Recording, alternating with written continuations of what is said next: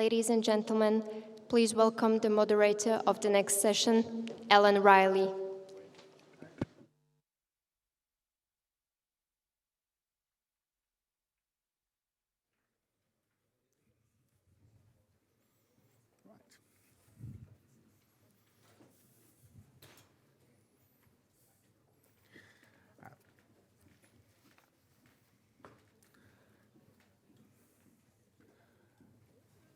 Good afternoon, ladies and gentlemen, and welcome to the next session. We have got a fantastic panel for you. We've got about an hour and 15 minutes, and we're discussing geopolitics and energy. Is Europe on the right track? And we've got a lot to get through, some fine panelists, and we have a number of points I think we have to start with, the technical IT points, that you can get. We have a huge online audience via the Tatra Summit website, and this is being live streamed. And we're encouraging questions through the Tatra Summit app and tweets using the hashtag GTS16. So don't forget that, GTS16. Now, we encourage a lot of questions from the audience and then from the broader online community. And hopefully we'll have a summary of the online media activity a little later in the program. So, geopolitics and energy, the right track, lots of recent debates, developments. We've got the prospect of a Gazprom antitrust settlement. We've got the prospect of developments over the Opal pipeline. We've got Nord Stream 2. And we've got the broader questions of supply security in Europe. Not just gas, but in oil, nuclear. Where is Europe going with its supply security? And we've got a fantastic panel for you. We have got the Norwegian Minister of the Crown in Tord André Lien, who is the Petroleum and Energy Minister. We've got the Commission Vice President, Marko Sefcovic. We've got Mr. Joseph Molnar, the Group CEO of MOL. And we have got the irrepressible energy expert, John Roberts. So we've got a really great panel. So what we're going to try and do is I'm going to really, on the whole, leave it to the panelists to give their view of where Europe's energy security is on the right track. Although I am afraid I may have a few questions for Mr. Sefcovic.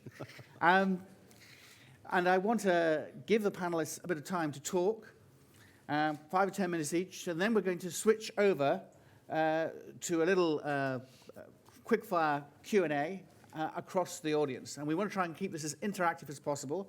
I'm not going to try and dominate the session at all. I want a lot of people to be engaged. And the other element I want in this is for you to be engaged. I want this to be as interactive as possible, both with the audience here and with the online audience. So what I might do, first of all, is perhaps move to Mr. Lien, and perhaps he'd like to give a Norwegian view of whether Europe is on the right track in terms of its supply security as one of our major suppliers of gas to the Union. Well, yeah. Always more than happy to talk about Norway's role as a long-term stable supplier of gas to Europe. But I think if you observe the question you are asking, and is Europe well prepared and well supplied with energy, I think the answer is that huge parts of Europe meets a very efficient energy market for power and for gas. The region where Norway is in the northwestern Europe, we do see, for instance, in the Nordic countries, a very highly integrated power market between all the Nordic countries. There is no debate in the Nordic populations on dependence and independence. We all know that the reason why there is electricity more or less always present is the fact that we are interdependent in the Nordic countries. Our power resources is very effectively utilized because we have a very effective market, very open and liberal market, and a very strong transmission and grid capacity infrastructure for power. And I think really that is the direction the Commission is pointing towards also for the European Union and their member states in the work on the energy union. And of course, sometimes when the will to create new politics becomes too great, you'll see that you'll not only allow the market to play, which I think is the good answer to how to develop power systems, but there are too much regulations. And I think trust open, effective markets and creates trust as history develops. So I think it's one of the things that I'm a little bit worried about nowadays when the Commission and Parliament is working with the development of the energy union is the fact that we're I think it's gonna be important to allow the market to actually play. And when it comes to the gas infrastructure in Europe, which in some parts of Europe is really robust and really creates a foundation for a very effective market. There has been done a lot of important things. Reverse flow capacity, increased storage capacity has been important.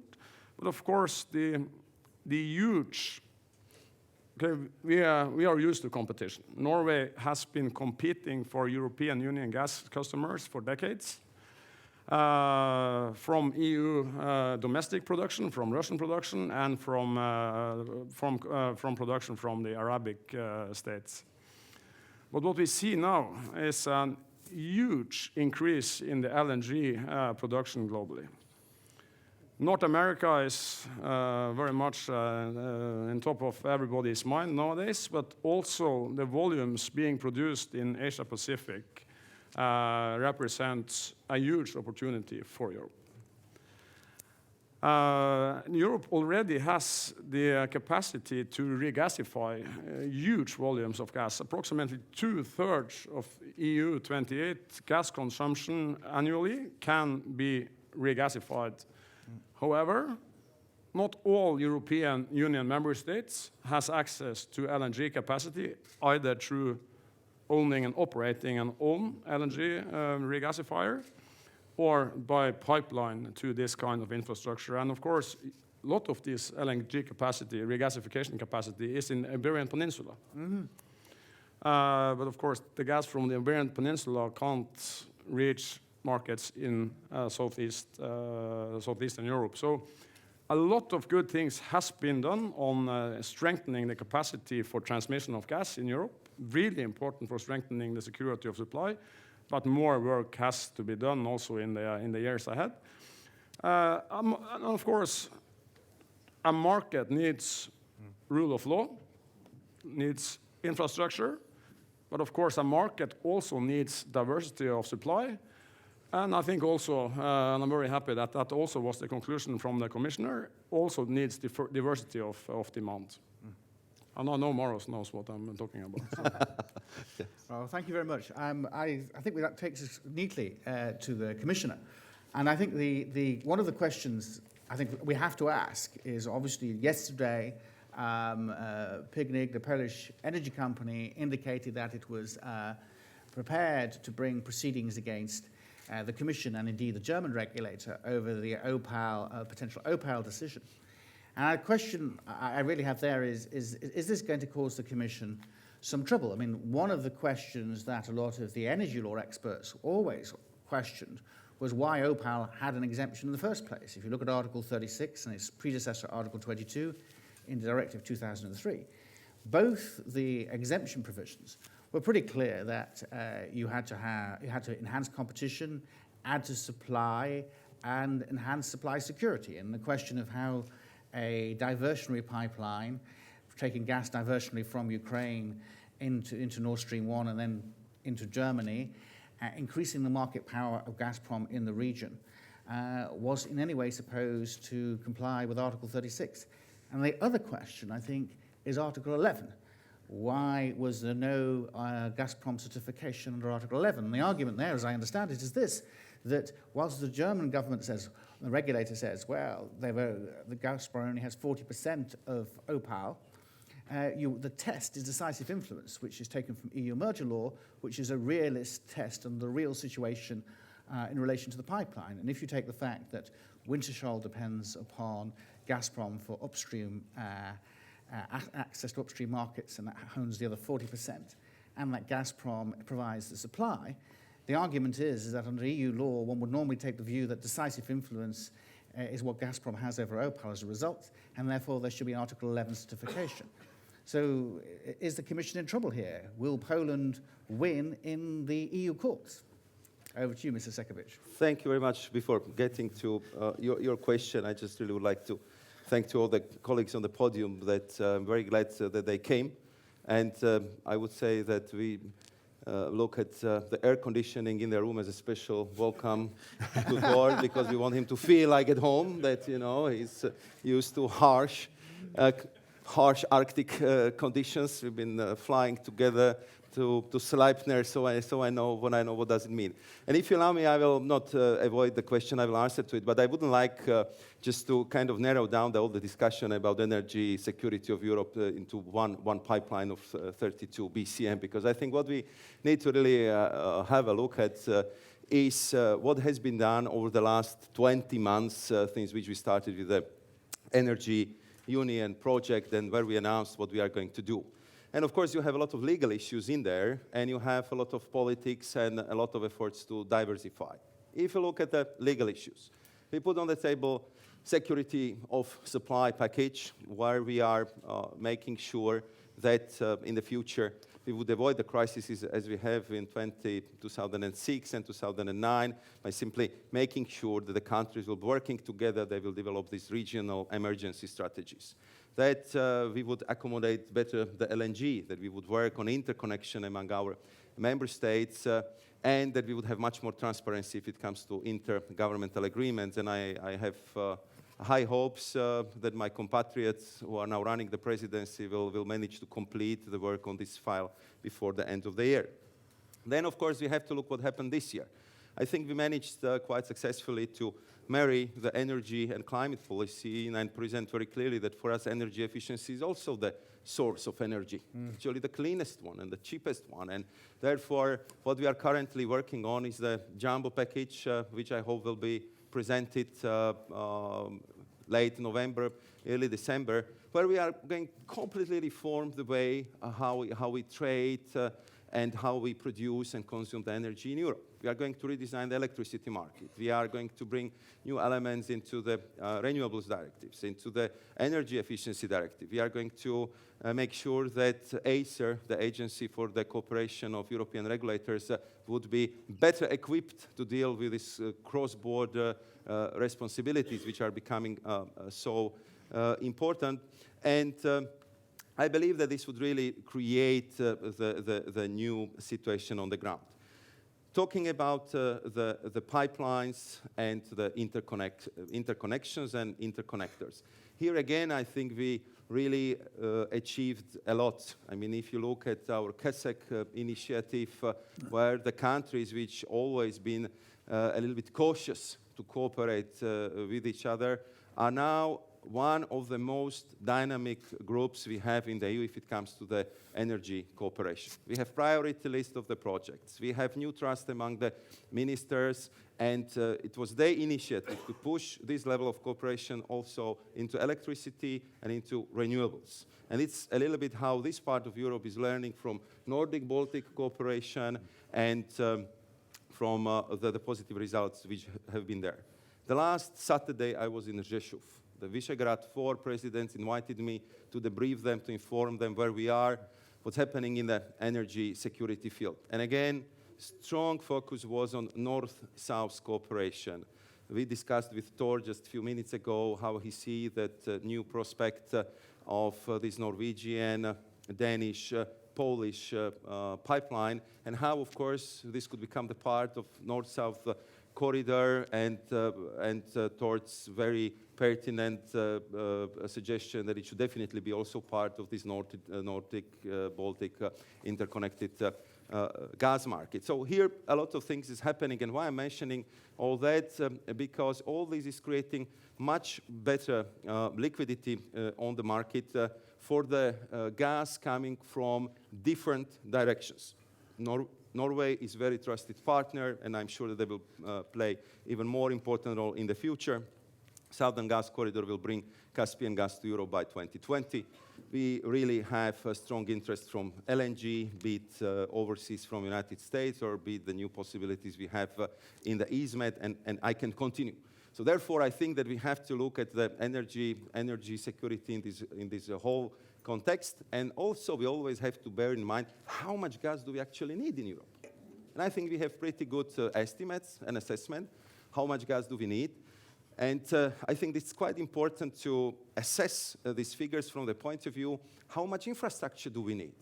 Because currently, going into the Russian direction now, we are using the infrastructure only at the 50% level.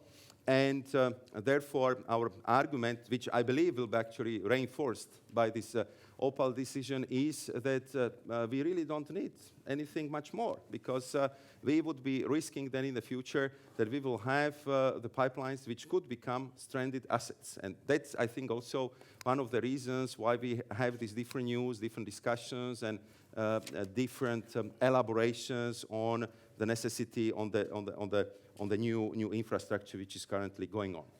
And getting to Opal. Of course, we all have to remember what was the situation when Nord Stream 1 was built. It was project of a common interest at that time. It was project of a common interest at that time. Because we had our experience from 2006 and 2009, and we've been actually very happy to get that pipeline at that time as Europeans. And it was just in between the second energy package and third energy package, which was adopted.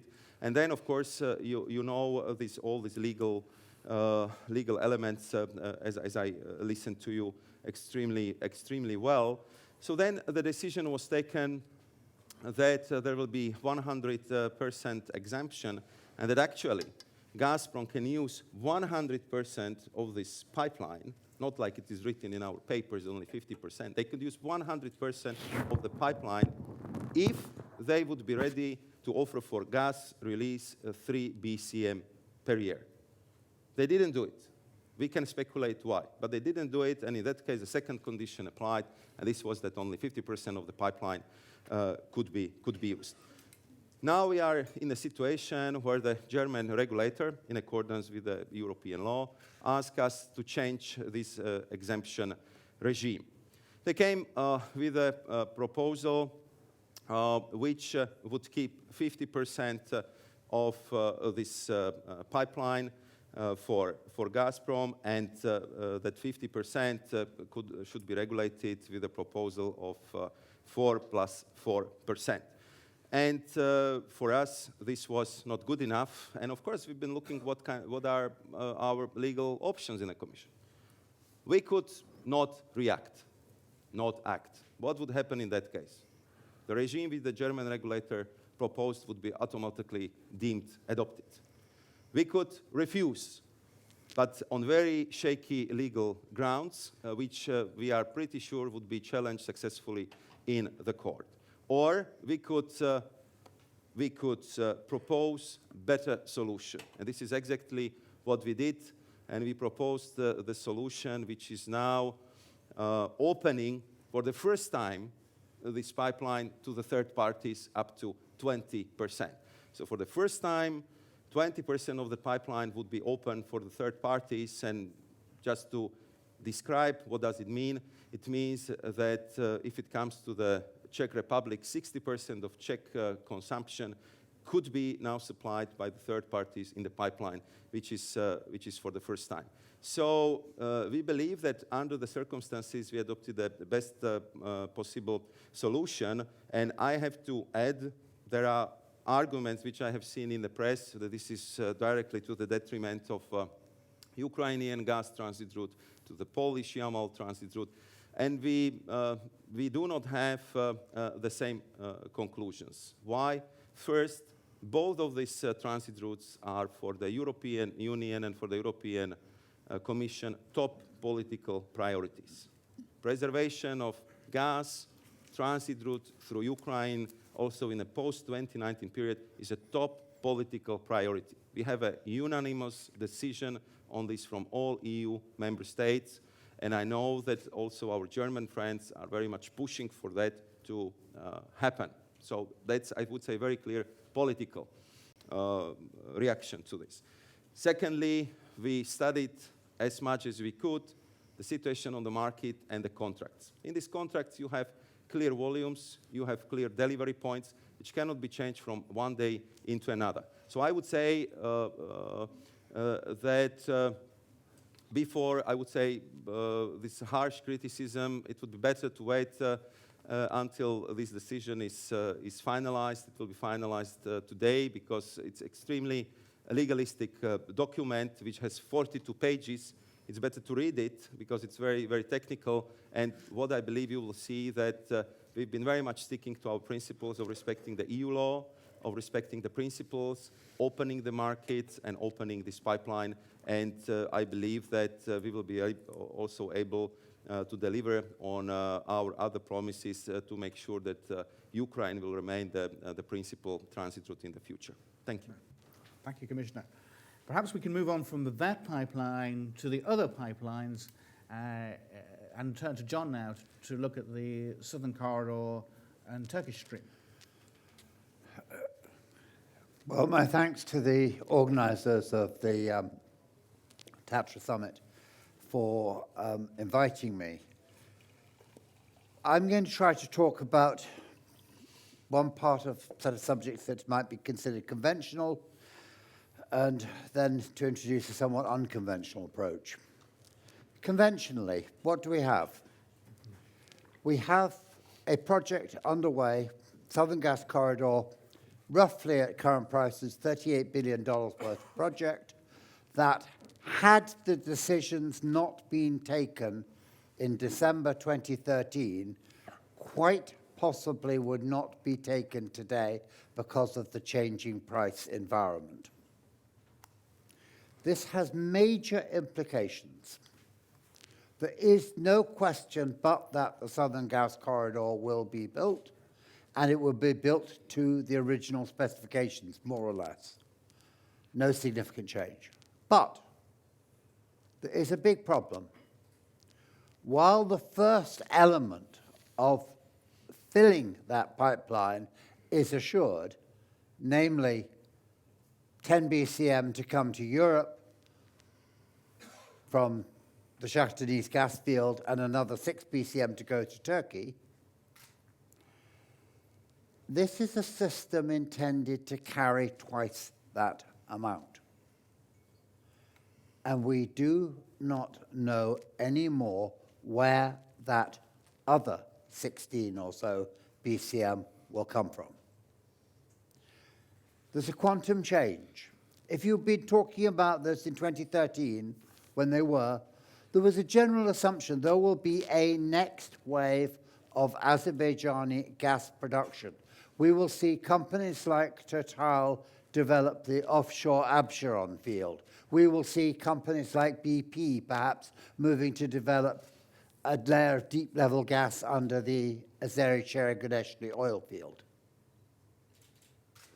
Those projects may yet come about, but I would be very surprised indeed if they start yielding any significant results before the late 2020s.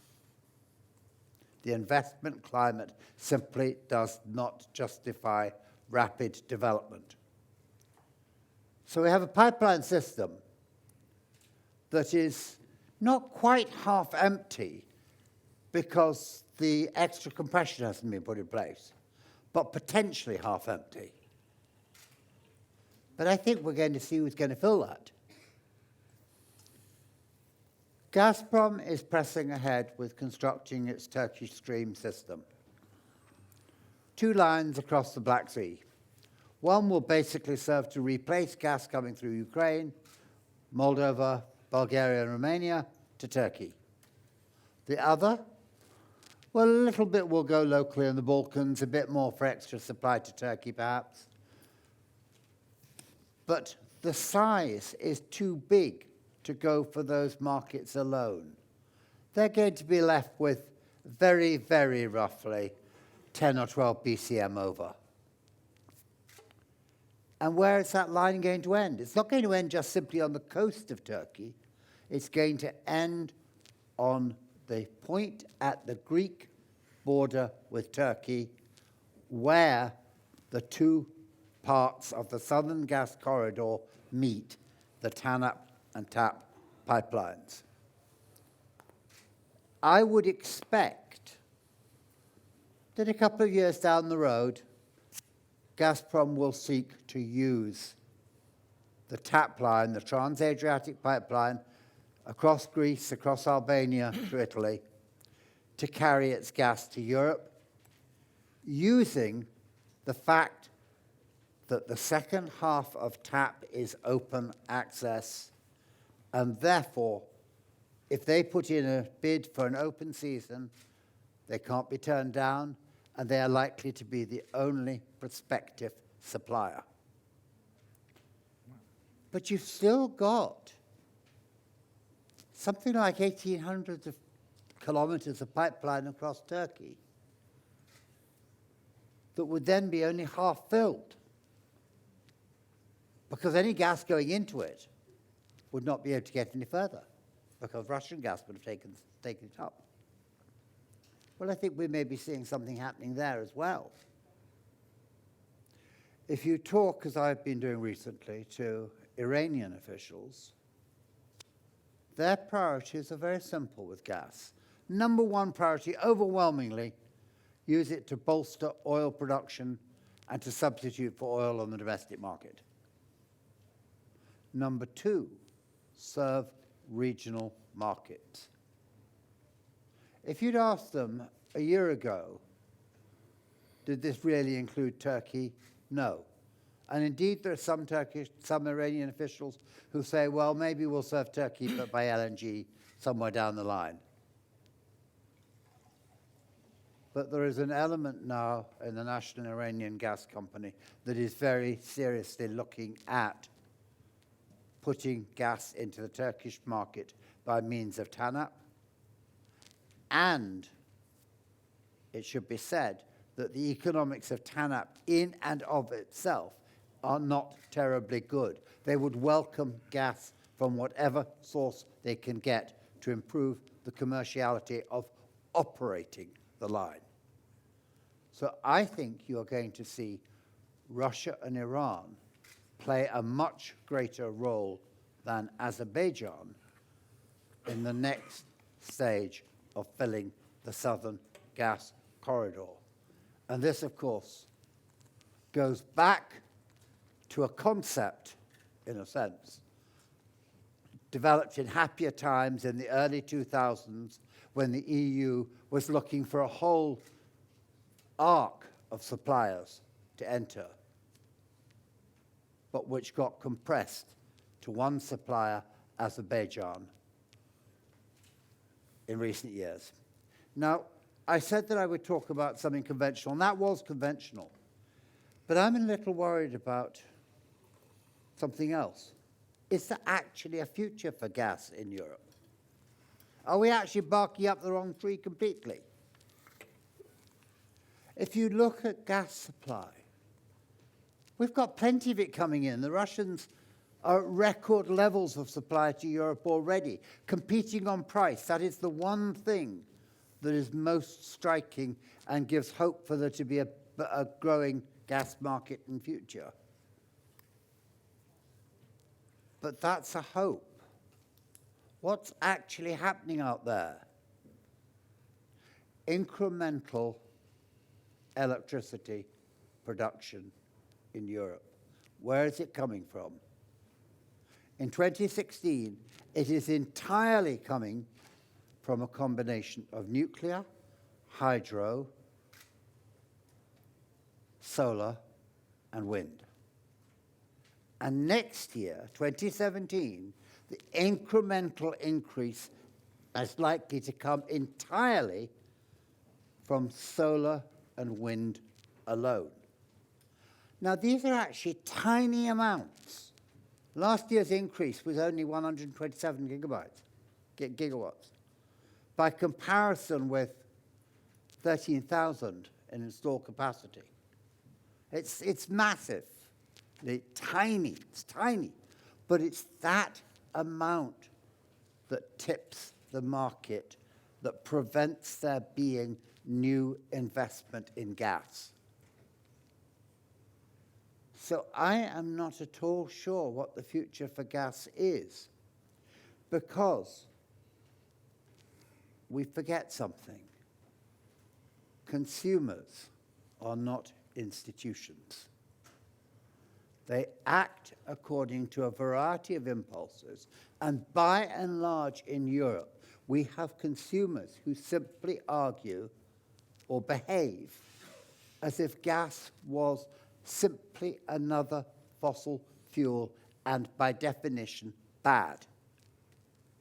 Even though there is a very strong argument that I support wholeheartedly that says greater use of gas is the quickest way to bring carbon emissions down.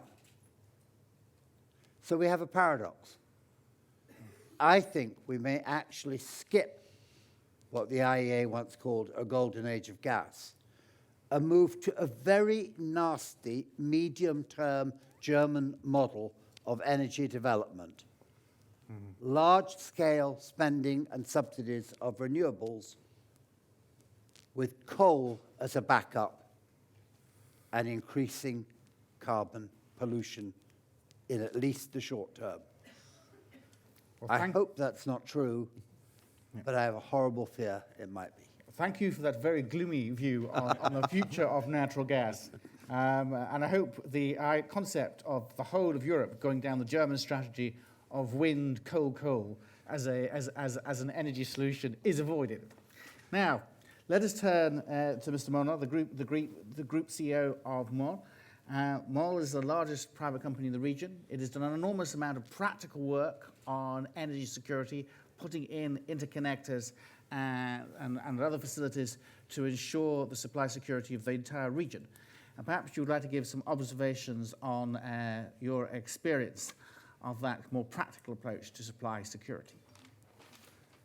First of all, I would like to apologize on behalf of Mr. Hernadi. He is ill, and I will do the best of my effort to replace him. MOL is one of the biggest energy company in the region, owning the Hungarian gas TSO, gas producer, and gas consumer at the same time. Whatever happens in the market or doesn't happen, it will influence our business. In the last 10 years, after we were shocked by the first crisis in 2006, gas crisis, I mean, we have developed the infrastructure. We built gas strategic storage capacity in addition to the commercial storage capacities. We have built 2 interconnectors towards Romania and Croatia, and not MOL, but another Hungarian company built interconnector between Hungary and Slovakia. These days, we have much better infrastructure than in 2006. With the exception of Slovenia, the Hungarian gas network has direct connection to the neighboring countries. But despite this fact, we cannot tell we have integrated gas market in the region. Why? Infrastructure is one thing. Part of the infrastructure is not completed these days. Towards Croatia, there is no reverse flow. The LNG is missing from the other end of the pipeline network. And if we have infrastructure, there are some other barriers, economic or financial tariffs, local regulation, which, prevent the integrated market. In the future, it would be welcomed by the business community if we had a real integrated market.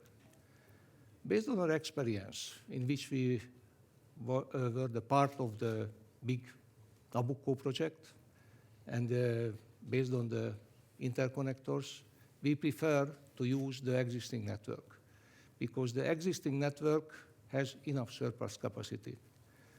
The Hungarian network could deliver 14 billion cubic meters in 2006-7, before the financial crisis in 2008. These days, the Hungarian consumption is less than 9 billion cubic meters. The network has much bigger capacity. It's much more cost efficient if we use the existing network, if it is possible, of course, instead of building big, very capex-intensive, on-purpose pipelines. And we should not forget the other type of the energy, like oil.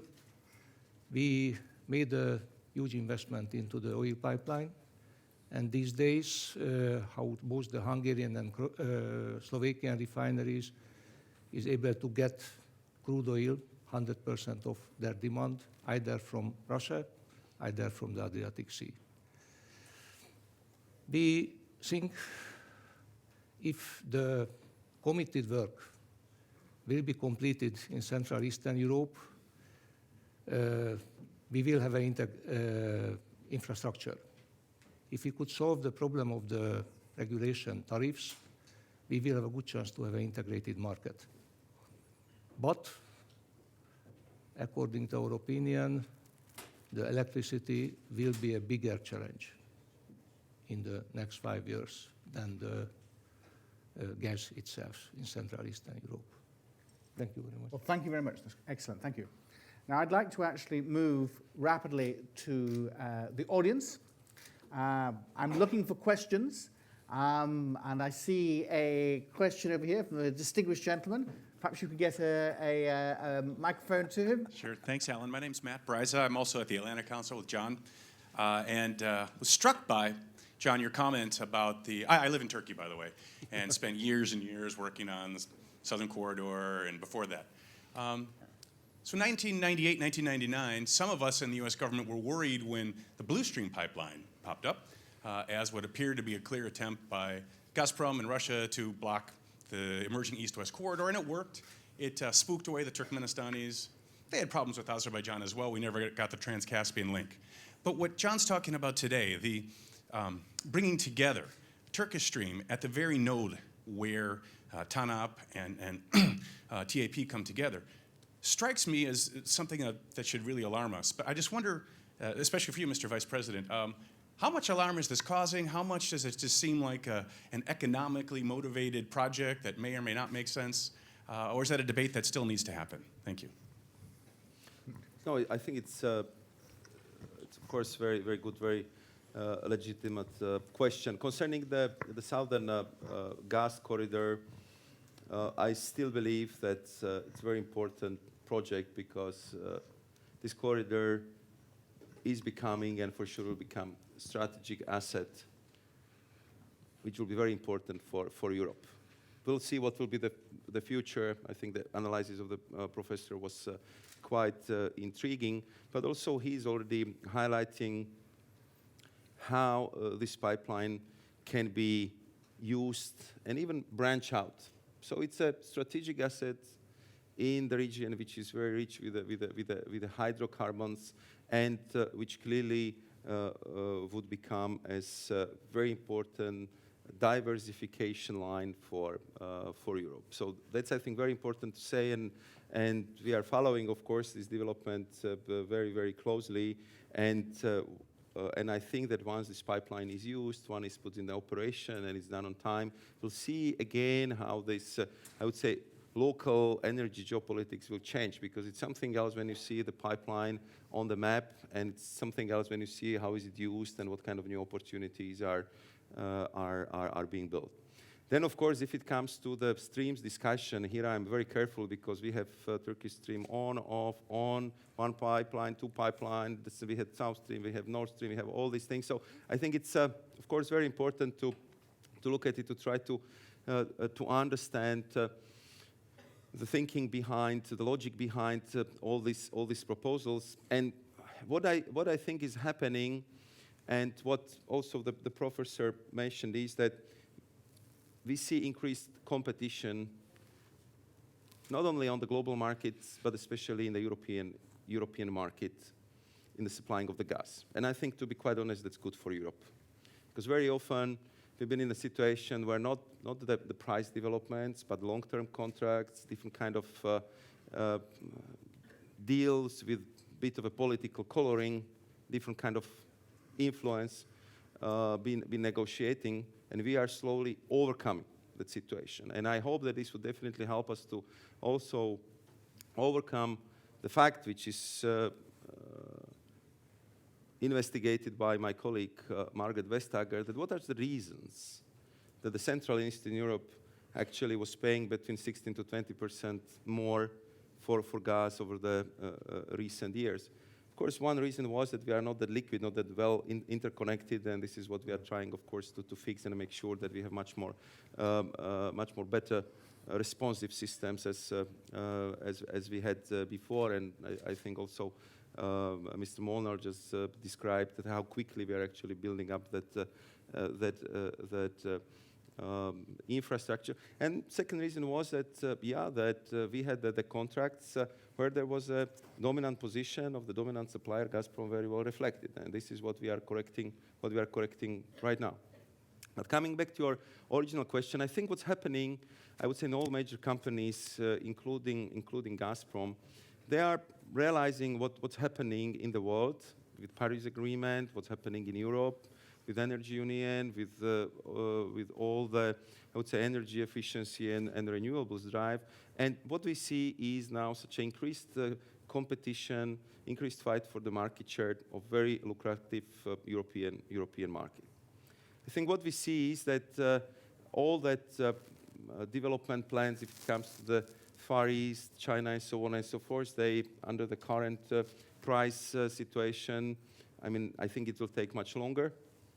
And of course, you have to put a lot of new figures into the business equation when you are building this project. And Europe, despite all our efforts in energy efficiency and renewables, remains an extremely important client, which pays on time, where the infrastructure is very developed. And I'm differing a little bit in analysis with the professor on the future of gas. We see it in the European Commission as very important transitional fuel. I believe that the gas is very good match for increased proportion of renewables in our mix. We see that some countries are already excluding coal from the energy mix, and I presume there will be more and more countries which would go in that direction.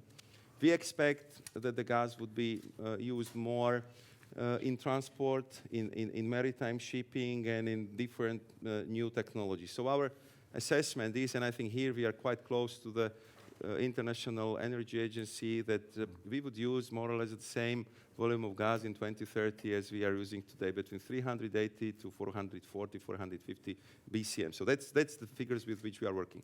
And coming back to your original question, I think what is very important for us, and of course here we need the full cooperation of our member states, to make sure that whatever would be the developments, that we would not end up in the situation where we can limit the competition, where we can, let's say, wall off the potential supplies, be it from LNG, be it from EastMed, be it from somewhere else, by some kind of, I would say, commercial or other policy, because we must make sure that we are open market, that we would have a competition in Europe, and that's, of course, what we are studying very closely with every proposal which is mentioned. When I was discussing the latest development in this front in Istanbul, when there was this World Energy Congress, and I also had a discussion with the Minister El Bayrak. So I think they, as they see it, is quite clear that they want to have the supply of that one pipe for Turkey. And the second, they say, let's see if there is a demand in Europe. Let's see that. And what would be, of course, the legal regime? What would be the overall what would be the overall conditionality for such a project? So it's very difficult to say it right now, but if you allow me one more minute, and I promise I will stop at that time. I think it's very. I'm making a lot of advertisement to the study which was published, I think 2-3 weeks ago by the European Environmental Agency, because they did very thorough check of 11,000 power stations in Europe. All power stations over 200 megawatts, and what needs to be done in the field of investment, retrofitting, refurbishing of these power stations between now and 2030. And what would happen if we do it in a traditional way, and what would happen if we would look for the modern combination, combine heat power with renewables and so on and so forth. So that first way would lead to the stranded assets, overcapacity of 25%. And the second way would lead to the savings of 100 billion euros. So I think it would be up for every government to have a look. I asked them to make sure that we will have the quite precise analysis for every single member state, so we can have very thorough discussions about it also on the national level. And I believe that in the current circumstances, the discussion of the capacities, overcapacities, return on investment will bring, I would say, a lot of the commercial logic into the business, which was very often in the past driven by pure geopolitics. And that, I think, would be much better for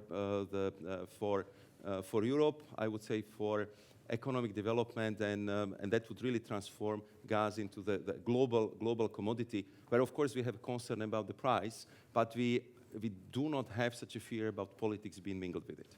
Okay, well, thank you very much. I think Lynn, you want to have a come in? Did you? Yeah, about this rather gloomy approach to gas, I think it's important that I think gas both will and really also should play an important role in the energy systems in Europe also in the future. I do not believe in a silver bullet strategy. To be able to supply Europeans with enough energy and more sustainable energy, but also to an affordable cost, needs a lot of strategies. Energy efficiency, renewables, but also to replace the coal-fired power plants with the cleanest fossil fuels, as the professor pointed towards. It is the fastest and most cost-effective way of reducing CO2 emissions. And if you look at power production from power, the investment costs of building new capacity for producing gas-fired power is very low. Nothing is very low, but it's low compared to all the other sources of power. If you look at the global market for gas, unfortunately for Norway, but good for most European Union member states, the price regime is today low. And we see gas moving towards becoming a global commodity, like oil has been for decades already. With all these new gas fields coming in production in the Asia-Pacific region, with new export capacity from the United States, we have already seen not only lower prices, but more similar prices between the three big markets globally, North America, Europe, and Asia-Pacific region. That is, I think, a trend that is here to stay. And of course, not only is gas the cleanest fossil fuel, it's also good for backing intermittent renewables. And it also could help reduce local emissions significantly, both in heating and also in transport. And allow me to say one other thing.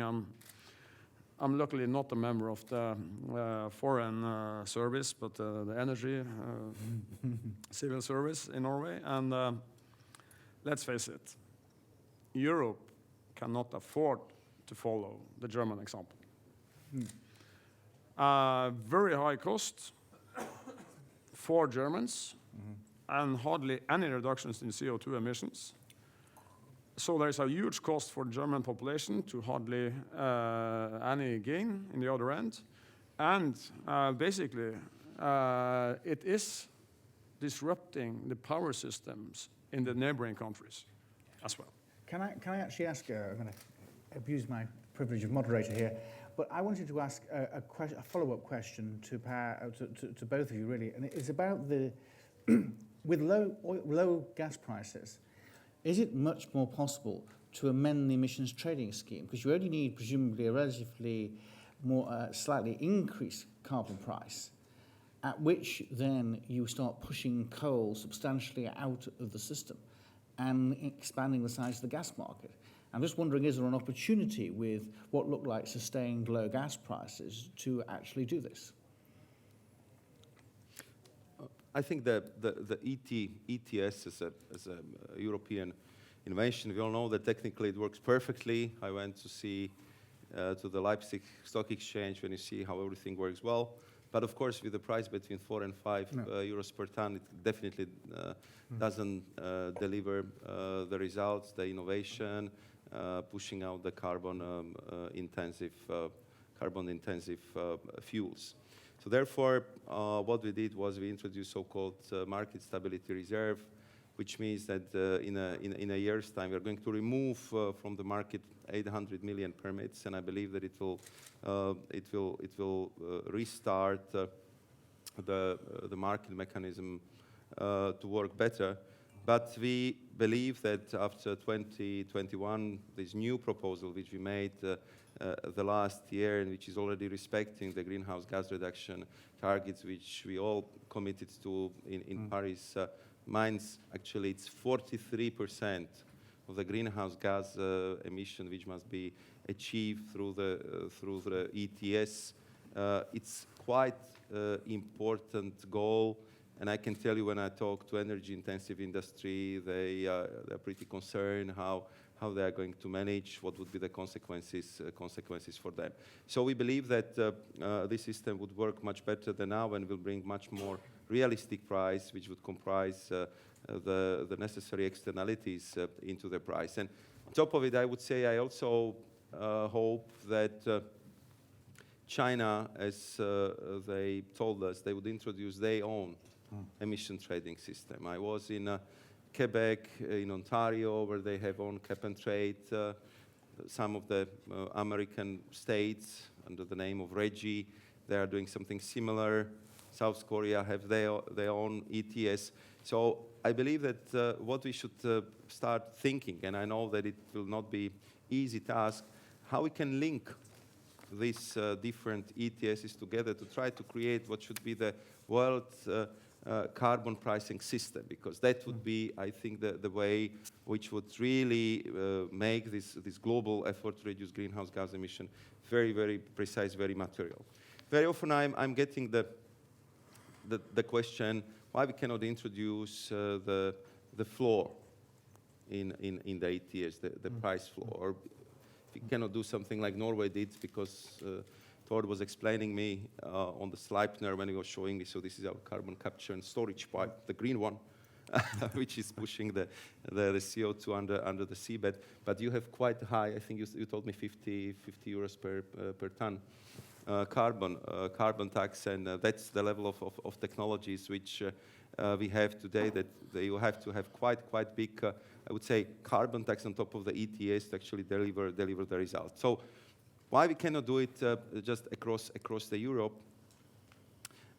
Because we believe that the market mechanism in the end would prevail, and because we know that whatever price we would try to introduce, that it would immediately be perceived by definitely quite a few of our member states as a carbon tax, and in that case you need unanimity for that. So we would have endless negotiations on these issues, and therefore what we want to do is actually to use the market mechanism to improve the initial parameters and to get the ETS working and hopefully becoming as an ingredient of future global carbon pricing system. Right. Yes, sorry, yes. Liam? I think after the Paris Agreement, which in many ways was a success, we are still very far away from a global price on carbon, which is really what we need to efficiently reduce CO2 emissions globally. But yes, low gas prices is an opportunity to actually act on climate change, and of course ETS should be strengthened during this with the background in this opportunity. It will replace coal for gas, but also coal for renewables, and help bring on energy efficiency in my point of view. And look at what Britain is about to the UK. I didn't like the Brexit more than the Vice President, I think, but let's face it, that's probably going to happen. But Britain has introduced a floor on carbon, and that floor on carbon really brings gas back in the British power market, and they have a plan in 10 years to replace all coal-fired power plants, and they will be able to reach their climate goals. Mainly, they might also end up building a fairly expensive nuclear power plant as well, but they will mainly achieve this target by replacing coal with gas. Yeah. Maybe just one more point that intrigued me to when he referred to the UK. The fact is that we see also how the corporate culture is changing in the financial industry, especially in the banking. If you see that the National Bank of Netherlands is kind of enlarging the mission statement that what they have to care for is not only the sustainability of public finance, but sustainability of the environment. And you simply see that what kind of price tag the international financial institutions are giving to the carbon in the future investment decisions. So that's also the factor which is probably not that known, but there the price for carbon is very often between 50 to 100 euros. And I think it would also determine how the future infrastructure will be built, what actually you would be able to get finance. And that would also have an impact on modernizing and cleaning up of the infrastructure in Europe. Thank you. Mr. Roberts. I'm at a loss. We are anticipating that if we're going to have to limit the rise in global temperature to just 2 degrees centigrade, then by 2050, we have to see something like a 70 to 75% cut in carbon emissions. And I find it very difficult to believe that we are going to achieve that with the current price that we have for carbon. It's simply far too low. $4 to $5 euros doesn't handle it. Total, for instance, already has built in something like a 25 euro price. The French have talked about anything from 20 to 50 being necessary. Do you really think we can do it with emissions trading systems? Or do we actually have to have outright carbon taxes? And if so, who imposes them? That's interesting. Do you want to? I think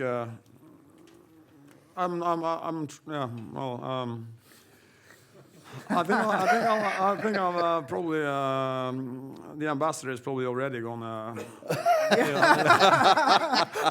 We have this I think this time I'm not gonna try to give She advice. put her notes in the back, don't worry. You know, she's not writing, I'm looking at her. Look at what we did in Norway back in the 1990s. To protests from parliament, from industry, from everywhere, we put in place tax on emitting carbon from oil and gas production offshore. Today, we do see that we run the operations with less use of gas offshore, less use of energy offshore. And we do see, not least, that we have already the 2 only operational carbon capture and storage facilities in Europe are both on the Norwegian continental shelf, depositing 1.7, 1.8 million tons of carbon dioxide every year. And all this has been possible. We're even powering both most of the gas exports and some of the gas and oil production with renewable hydropower. All this has been made possible because of the carbon tax, which is approximately 50 euros. So I think it's probably not going to be very easy for neither the European Union or many of the member states to impose a tax of 50 euros per ton generally.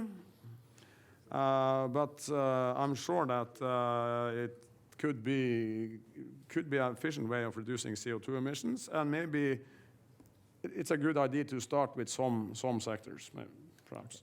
Well, thank you very much. If no one has any other questions, I shall points to make. I shall move on to the next questions. Is there anybody else in the audience who is burning with a passion to ask a question? Do we have? Come on, there must be somebody in the audience who has got. You've got a fine set of panelists here who can answer all your questions on energy security, Gazprom, nuclear, oil. Are we all very quiet this evening? Yes, this gentleman here. Name and institution, please. Milomir Rehaga, I'm Slovak ambassador in London. Recently, first tanker with American shale gas arrived at the UK. Americans opted for self-sustainability by shale gas production. Isn't this way also for Europe's security? To get American shale? No, more or less, if you allow me to start, and I'm sure that Professor and both colleagues would compliment me in answering the question. The first thing is that if it comes to the LNG, we quickly realized that for that we also need a strategy, because I mean, as Tord has mentioned, we have actually quite big capacities in Europe. I think there are over 200 BCM per year, which is roughly, I think, more than a half, or it's approximately the half what we consume in Europe in the year. But the fact is that they've been not like strategically located. So a lot of them is in the Iberian Peninsula.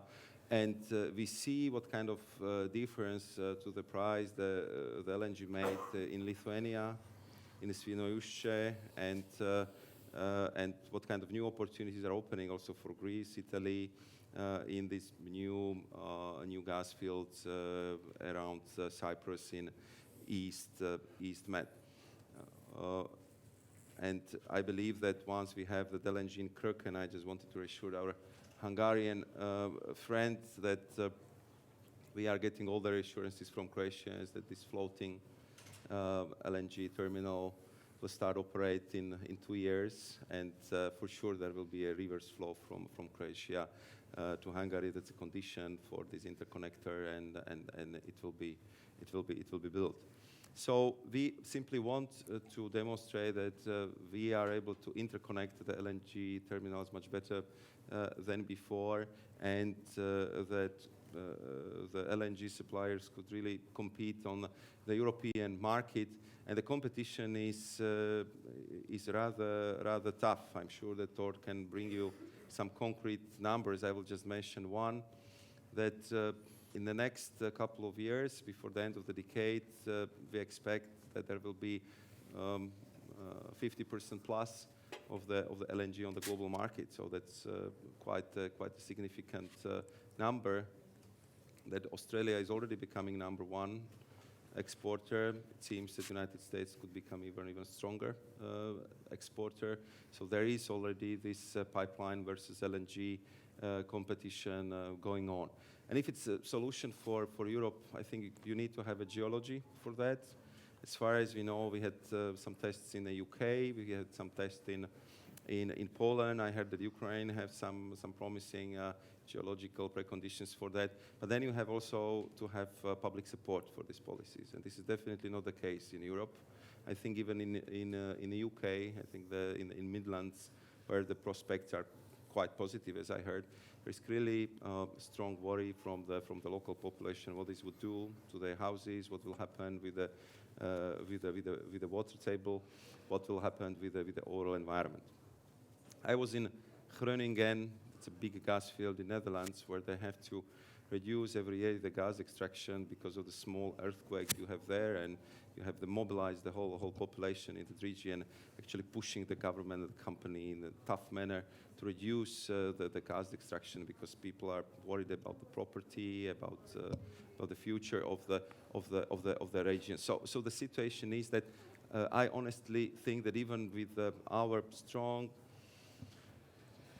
commitment to the highest of environmental standards, simply the combination of the, let's say, good prospects from the geological point of view, public support, which will be very difficult to get, and also our differences in the laws, where in the States, whatever you own it also in the depth below the ground. In Europe, we have a different laws to this as well. So what is below the ground, it's not yours, but it's usually state. So it's a lot of, I would say, different conditions. Therefore, I'm not like super optimistic that we have a shale future in Europe. Does anyone, Andrea, you have We made some attempt to explore the unconventional gas, which is gas in place in Hungary is huge, according to the estimation. But after spending some huge amount of money, we have to give up the exploration because due to the different geology, there is no technology today to produce the gas. On the other hand, at that time, our estimation was at least $100 barrel oil equivalent price is needed to be economic, which is not the case. And at this moment, we do not think it would be a rational opportunity, at least in Central Eastern Europe. No, I think, of course, this is something that has to be decided on a national level, I guess. But I think while producing oil from a conventional land onshore oil field is not necessarily a very big industrial operation, producing shale oil and shale gas is a huge operation requiring huge amounts of water, sand, chemicals. And I think probably the Vice President has a good point when observing the fact that it could create quite a lot of resistance in the population, especially if the resources are in densely populated areas, which we know that some of the probably huge shale gas resources that are in place in Europe, some of them are in densely populated parts of Western Europe, and it's probably not going to be very easily produced. Well, it's supposedly that there's a huge shale oil basin under the Ile de Paris, under Notre Dame. Yeah. And I suspect somehow that will never be produced. But John, you wanted to make a point. The first point I'm going to make is a very simple one from Mr. Šefčovič. The difference between what should be done and what will be done. We should be developing gas. We should have a gas-based future. I'm positing the possibility that we may not actually get one. And this particularly applies with shale. Why does it apply with shale? After all, we in Europe face a paradox. We have better environmental legislation, and we actually apply it more rigidly than in the United States. So therefore, we should be able to do something complicated in a better form, having learnt some of the lessons of the US. But we won't, for one simple reason. If you want to develop shale in the US, you only need the approval of one landowner who has the absolute rights underneath. Anywhere in Europe, you have to get government approval because they have the land, they have the rights to the mineral. But then you have to get something that is not formal, it's informal. It's community approval. We have not got any method for rewarding the community and gaining community approval because we don't know how to define the community. We don't know how much one would have to put in hard cash terms to make them feel that they were directly benefiting from what is, put bluntly in energy terms, a very messy business. So the fact that we have a potential resource that would do enormous good in terms of both energy supply and energy security, I think will go by default. And there's even a further irony. If there is a major success story in Europe, it's likely to come in the UK. And it's going to come in a UK that by that time is likely to be out of Europe. So how much will the EU be willing to learn from an ex-member not bound anymore by EU environmental standards? It's a nightmare. Okay. Well, thank you very much for that. I say, John is taking the role of Mr. Gloom and Doom this afternoon. So I think really I've got a little note here saying in green ink saying, time is up. So sadly, I think we could probably go on for several hours. But in order to save you your coffee break and the cocktail later on, we will cease and desist now. Refreshments are available outside in the lobby, but please be reminded, you have to be back in your seats in half an hour at 17:45 for today's final session on the financial framework post-2020. Thank you very much, and can we please thank the panel? Thanks, great. Thank you.